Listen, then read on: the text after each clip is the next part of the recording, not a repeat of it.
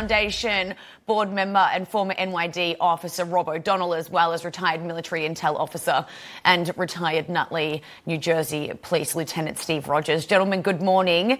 Rob, I'll come to you first. What do you make of the president saying the nation is overall safer under his care, the safest it's been in 50 years? Well, it's just typical Biden administration gaslighting. To liken it for the audience to understand, it's the same as gas prices. Gas prices are still a lot higher than when he took office. They're just less worse than at the peak of his administration. If you look at 2018, national homicide rate decreased by 6%. 2019, the national homicide rate increased by 1.4%. 2020, the homicide rate increased by 28.8%. And in 2021, 6.02%, the homicide increase. In New York City, we're seeing year-to-date from last year, robberies up 5.5%, felony assaults up 2.8%, transit crime is up 13.1%. Wow. You go to 2 years and robberies up 4% and felony assaults up 16%. So things are less worse 2024 to 2023 and 2023 to 2022, but crime peaked in 2020, 2021, and into 2022. So that's what he's comparing it to. Right. That's what I was saying before. To say it's less worse, that is a fantastic way to put it. I love the way that you broke that down to that. There you go. You just made a new friend. Yeah. Because you said it more eloquently than I did. I drew a chart before, right? I was all figuring it all out. Steve, I'll come over to you. I'm not going to send you my chart, Steve, so don't worry about that. But before the State of the Union, the murder of Laken Riley dominated the headlines after an illegal alien was charged for her murder.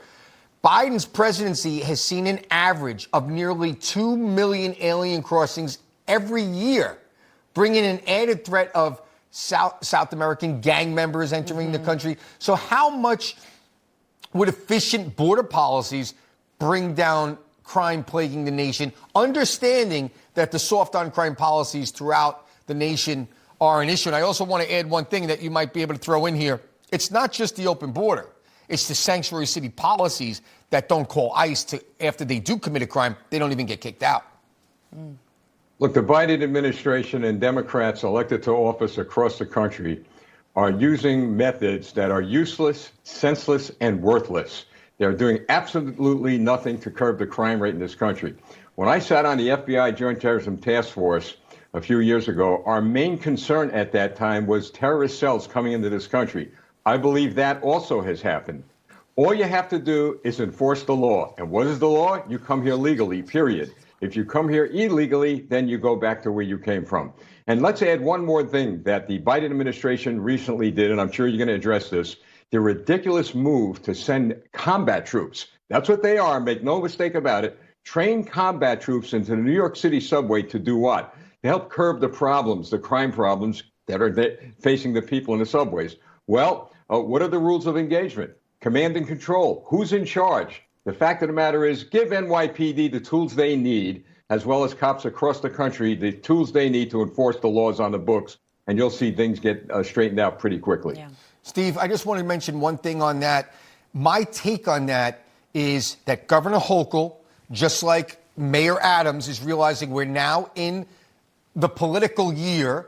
People are talking about crime, so they're bringing and throwing everything that they haven't done in 3 years. Now, all of a sudden, they're tough on crime. I just had to make that point. Go ahead, take it away with Rob.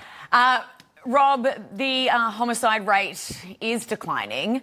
As you said, though, it could just be less worse. This data from the Council on Criminal Justice shows murders spiked in Biden's first year in office, as you had mentioned, and hasn't dropped. Again, below the 2019 levels. How linked is the spike that we see there with the outbreak of COVID? Well, there's no doubt during the COVID breakdown, crime skyrocketed everywhere. That's why this administration is able to say things are better, because things were at an all-time high. Listen, we've done away with proactive policing. We've pushed all the police officers that wanted to make this profession a career out of the profession. They're having trouble recruitment-wise across the nation. And for cities like Seattle, Washington, D.C., San Francisco, to change their crime policies all of a sudden, when Biden's telling the nation that everything's fine, just proves how disingenuous he is. You do not send National Guard troops, which is, by the way, just a cosmetic optics for crime. They have no police powers. They have no enforcement powers. Steve, 30 seconds to you. I'm not sure if it's more about COVID or more about the George Floyd riots that led to complete lawlessness. Just wrap it up in 20 seconds.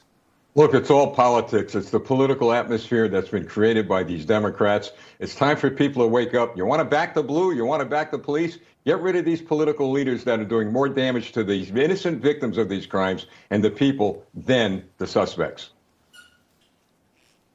All right, Steve Rogers, Rob O'Donnell, thank you so much for joining us today. Great conversation. We really enjoyed having you on here. Thank you. All right.